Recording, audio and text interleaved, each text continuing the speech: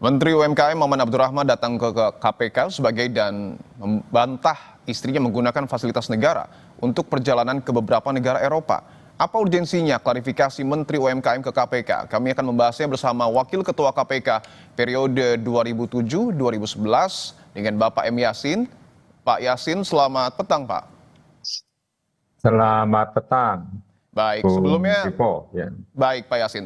Sebelumnya kami juga sudah mengundang Menteri UMKM dan perwakilan dari Partai Golkar, namun belum ada yang bersedia hadir dalam diskusi ini. Pak Yasin, saya ingin tanyakan, kalau berkaca pada apa yang kemudian menimpa kasus viral Menteri UMKM, seberapa penting sebenarnya, Pak, seorang menteri sampai harus memberi klarifikasi kepada KPK?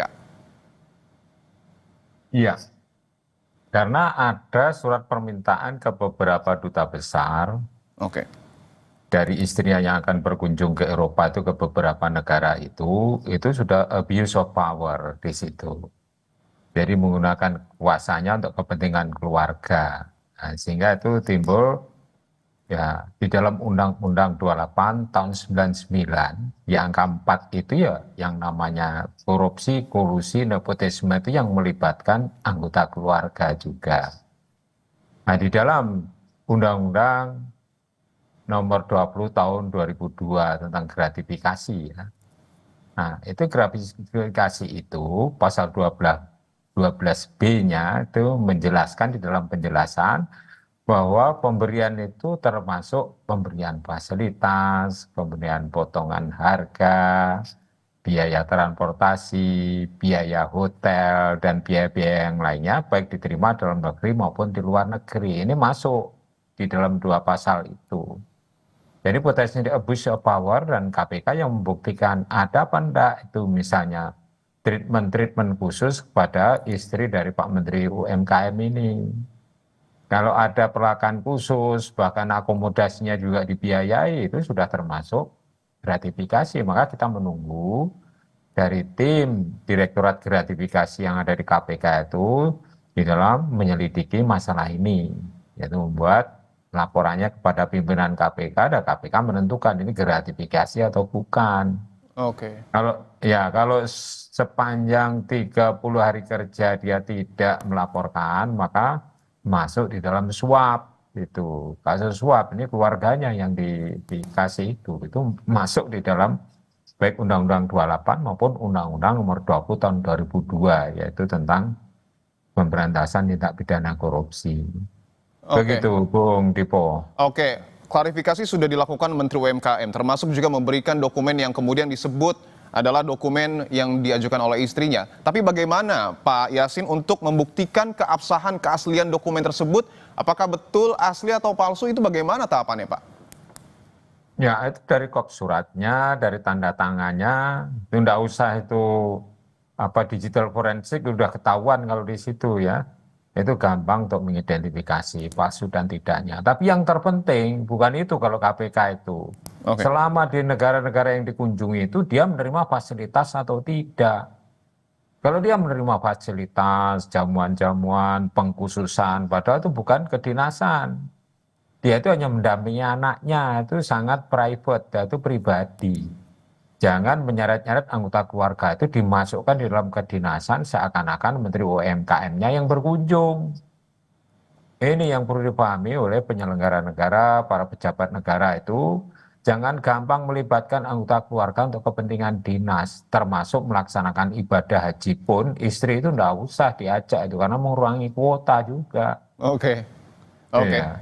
Berdasarkan pengalaman Anda, Pak Yasin, bagaimana kemudian Ya. KPK membedakan seseorang ini mendapatkan gratifikasi atau meminta gratifikasi? Bagaimana cara membedakannya? Ya kalau meminta itu kan memeras. Kalau Oke. mendapatkannya itu anggota keluarga ya. Kalau enggak istrinya Pak Menteri kan enggak akan dilayani seperti itu misalnya ya. Kalau Ini dalam kasus ini Anda lihatnya seperti apa, Pak? ya melihatnya itu adalah ketidakhati-hatian Pak Menteri itu mengirim surat untuk kepentingan istrinya. Ya, istrinya kan bukan penyelenggara negara, tapi anggota dari penyelenggara negara yang tidak layak untuk dibiayai oleh misalnya dan menerima fasilitas sebagaimana penyelenggara negara. Penyelenggara negara pun malah juga tidak boleh menerima itu, apalagi istrinya. menggunakan surat atas nama dia sebagai Menteri UMKM. Itu Oke. kental sekali itu, konflik kepentingannya tuh kental sekali atau konflik of interest itu, Bung Dipo. Oke, tapi kan kalau kita lihat pernyataan dari Maman Abdurrahman, Pak, dia sudah membantah. Artinya kemungkinan besar mungkin saja dokumen yang kemudian dibuat ataupun dicetak itu tidak asli, Pak. Tapi bagaimana kemudian membuktikan, sekali lagi, bagaimana membuktikan bahwa surat yang keluar ini memang betul dari Kementerian UMKM?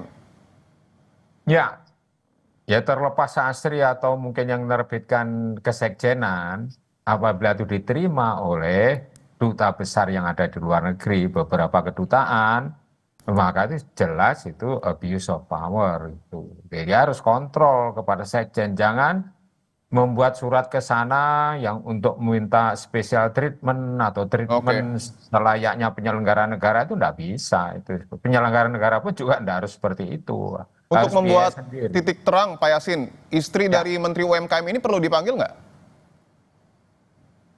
ya saya kira perlu untuk KPK harus memanggil dan meneliti juga ke kedutaan yang ada di sana atau memanggil para petugas yang ada di sana yang ditugaskan oleh kedutaan untuk datang ke KPK. Kalau Oke. KPK-nya datang ke sana kan menghabiskan biaya kan. Ya mereka yang harus apa itu namanya mengirimkan petugasnya apabila KPK memang perlu untuk mendatangkan orang tersebut untuk dimintai keterangan berkaitan dugaan penerimaan gratifikasi istri Menteri UMKM. Begitu. Oke, Begitu. kalau kita cermati, ini adalah bukan pertama kali terjadi, Pak Yasin, bahwa sebelumnya juga ada Ya. kasus serupa yang kemudian menjerat kementerian di kabinet sekarang. Apa yang kemudian dapat dilakukan KPK untuk memastikan tidak ada pejabat negara yang memanfaatkan fasilitas untuk kepentingan pribadi, Pak Yasin? Iya.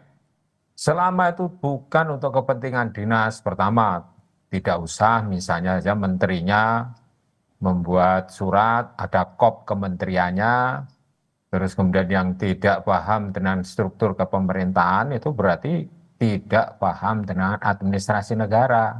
Oke, Yang seharusnya itu menteri itu harus tahu seperti itu, menteri yang kompeten lah tentunya ya. Kalau merefer kepada kasus-kasus yang lain, misalnya ngundang lurah, ngundang RT, RW itu pakai kop menteri, dan untuk tujuan pribadi, misalnya kalau yang terjadi di Kementerian Desa itu misalnya ya, dengan kop surat, itu saya kira sangat memprihatinkan. Jadi pemahaman terhadap administrasi negara ini para pejabat tinggi kita ini rendah pemahamannya. oke, Nah, harus paham seperti itu. oke. Apalagi untuk ditumpangkan dengan misalnya ya kegiatan-kegiatan yang sifatnya private.